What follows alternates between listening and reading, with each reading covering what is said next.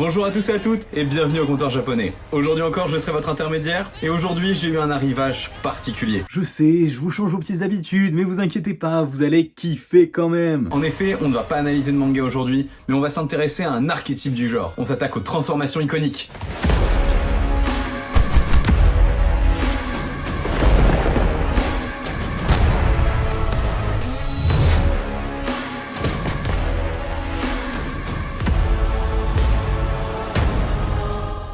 Une transformation est généralement un changement physique spectaculaire chez un personnage. Elle se traduit par un gain en puissance ou une acquisition de capacités spéciales. Différents facteurs peuvent être à l'origine de ces transformations. Ça peut être la colère, la détermination, le dépassement de soi ou encore l'utilisation d'artefacts spéciaux. C'est pour cela qu'elle symbolise également le climax d'un arc narratif. C'est pour ça qu'on les aime tant. Vous l'aurez donc compris, les transformations sont donc un moyen visuel de représenter l'évolution d'un personnage, que ce soit de sa force, de son caractère ou alors de la nature de ses pouvoirs. Cela reprend une règle de base du cinéma, show don't tell. Ou montrer, ne pas dire.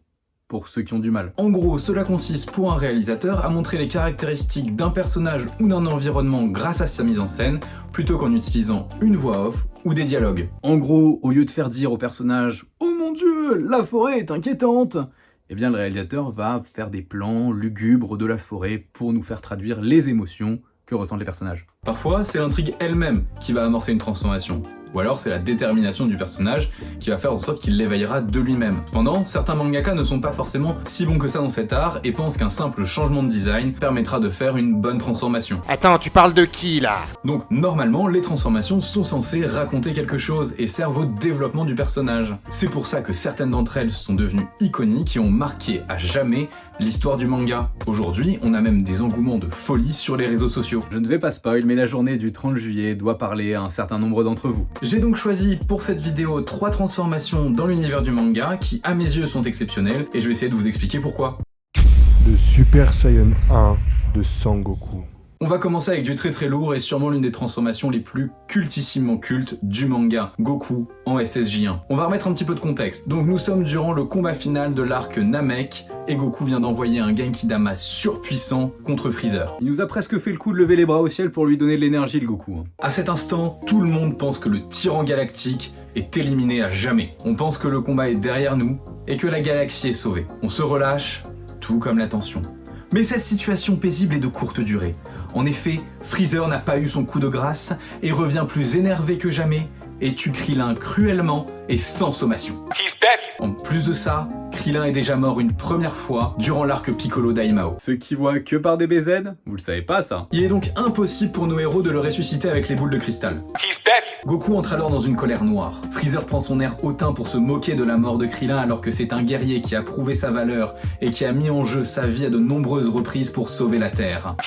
Cela accentue encore la frustration de Goku, sa rage atteint son paroxysme. Non, encore pire. Et là, ses cheveux virent au blond. Sa musculature devient plus imposante, une aura dorée émane de lui, et son caractère change du tout au tout. Il n'y a qu'à voir comment il parle à Gohan, son propre fils. Les enfants, si votre père vous parle comme ça, parlez-en. Cette transformation est le résultat pour Goku du choc que représente la perte de son coéquipier d'entraînement et de son ami. C'est également la consécration de toute la tension qui s'est accumulée autour de la force de Freezer et de celle de ses sbires. Ils ont fait planer un danger permanent sur les épaules de Krillin et Gohan, car nous savions que chaque ennemi était plus fort qu'eux et que le moindre combat pouvait leur être fatal. En plus de ça, la transformation en Super Saiyan nous a été teasée par Vegeta depuis de nombreux chapitres. Nous savons qu'il existe. Les ennemis ne se sont pas privés non plus pour se transformer. Prenons par exemple Zabon ou Freezer. Ils sont pas beaux, hein. Alors pourquoi nos héros n'en auraient-ils pas? Ce qui est également intéressant avec cette transformation, c'est qu'elle revient aux bases de ce qu'est Goku. Un Saiyan. Non, pas le Goku enfant comme dans DBGT. Goku était considéré comme un Saiyan de seconde zone. C'est pour ça qu'il a d'ailleurs été envoyé sur Terre pour coloniser la planète car il était facile à capturer. Avec cette transformation, il renoue avec son passé de Saiyan. Il devient alors le Saiyan de la légende, celui qui apparaît une fois tous les 1000 ans, tant sa puissance est exceptionnelle. Ouais, à la base, il devait y avoir un Saiyan légendaire tous les 1000 ans, puis après c'est parti un petit peu en live. Allez les enfants, vous êtes prêts pour la chanson des Super Saiyans? C'est parti! Il y a le Super Saiyan 1, le Super Saiyan 2, le Super Saiyan 3 et aussi le 4. Il y a le bleu, le rouge, le vert, le jaune. Je sais pas vraiment, j'ai pas regardé l'animé.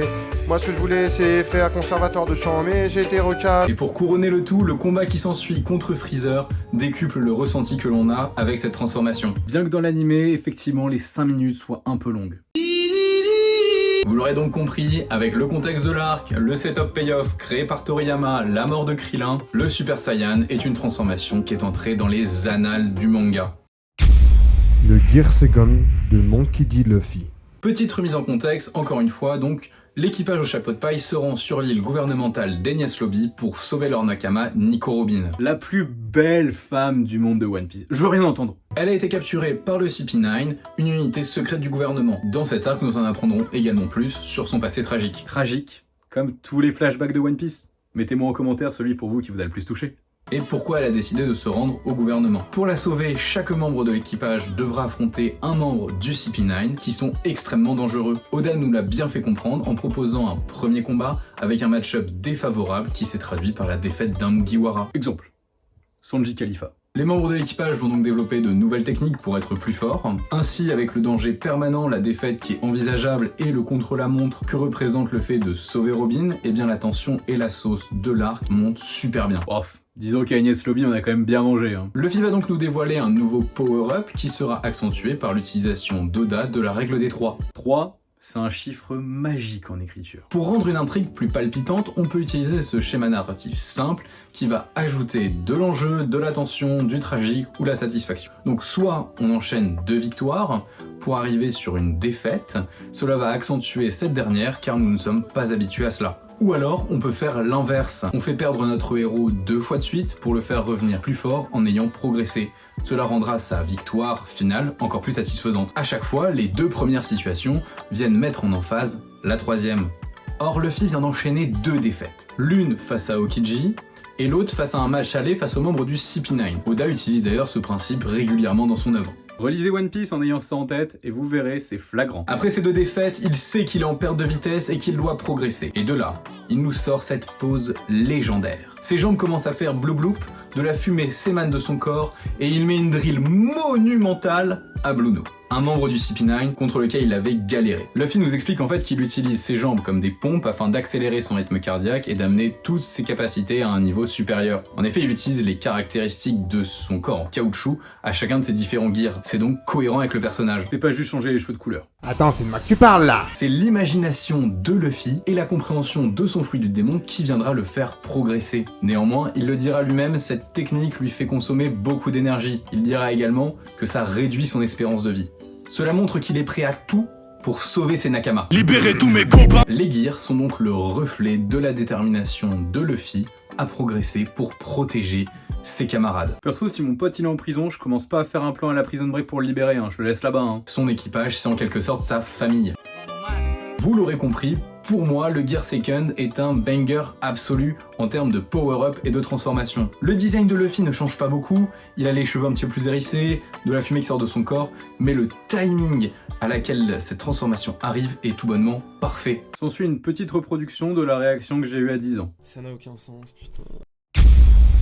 Le réveil du démon dans Claymore. Claymore, je pense que beaucoup d'entre vous ne connaissent pas ce manga, pourtant c'est génial. C'est surtout parce que c'est ton manga préféré. Je l'ai brièvement mentionné dans la vidéo sur Death Note que vous pourrez retrouver en fiche juste là ou là, je ne sais pas encore. Oh, j'adore faire ces trucs de youtubeur. On va remettre un petit peu de contexte parce que pour beaucoup, c'est juste Berserk avec des femmes. Petit coquin, va. Alors oui, mais pas que. Nous sommes dans un monde médiéval fantasy où vivent des démons. Pour le moment, rien de choquant, je vous l'accorde. La population ne peut se défendre contre eux car ils peuvent se dissimuler parmi les humains. Pour se protéger, les villageois vont donc faire appel aux Claymore, ce sont des femmes mi-humaines, mi-démons. Elles sont à la fois redoutées et craintes. Mais il n'y a qu'un sot qui ne verrait pas leur beauté.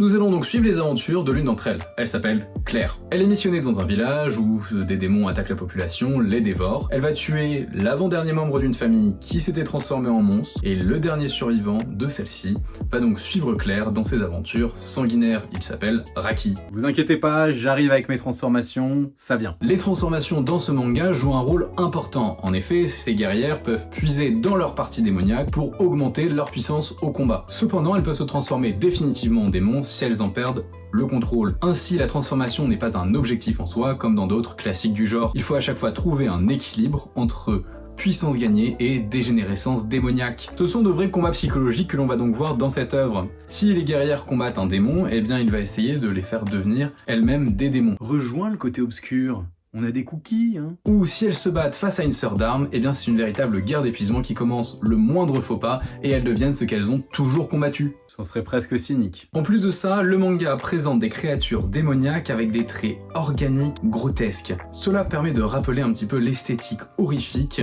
du célèbre Giger. Bon, juste un petit mot, mais Claymore ça explore des thèmes comme l'identité, la quête de vérité, la nature humaine ou encore la vengeance. Le dessin est particulièrement agréable à lire. Même si au début, les 400 tomes, faut s'accrocher avec le dessin. Son atmosphère est sombre et son intrigue est palpitante. Donc si vous n'avez pas lu Claymore, allez-y, foncez et vous inquiétez pas, j'en parlerai dès que je l'ai en stock. Donc vous l'aurez compris, les transformations dans les mangas ne sont pas juste faites pour changer le design d'un personnage ou faire vendre des figurines. Du moins, les bonnes transformations. Ok, ça suffit maintenant, je vais te casser la gueule. Elles servent donc le récit et lui permettent d'avancer tout en racontant des choses. On peut ainsi développer des personnages tout en retournant à leurs origines ou montrer leur détermination. Les transformations peuvent être aussi des moyens contre-intuitifs de faire monter la tension. Il faut également un bon timing pour qu'une transformation soit appréciée à sa juste valeur. Vous l'aurez compris, une bonne transformation peut être un moyen de rendre une œuvre culte. Aujourd'hui, je suis désolé, il n'y aura pas d'indice parce qu'en fait c'est celui de la semaine dernière qui prévaut. Quand on fait des vidéos archétypales, il n'y aura pas d'indice à la fin des vidéos. Merci beaucoup pour votre visite au comptoir japonais. Si vous êtes là jusqu'à la fin, vraiment encore un grand merci. N'hésitez pas à mettre un petit pouce bleu, mettez-moi en commentaire ce que vous avez pensé de la vidéo ou si vous avez des transformations à me proposer pour un épisode 2, faites-les moi savoir. Ensuite, si vous voulez plus de contenu du comptoir japonais, eh bien, vous pouvez nous retrouver en live sur Twitch tous les jeudis à 21h. Donc moi maintenant, j'ai plus qu'une seule chose à vous dire, c'est sayonara! Man got put in a pack. He's dead. Goals got put in a pack. He's dead. Thumbs got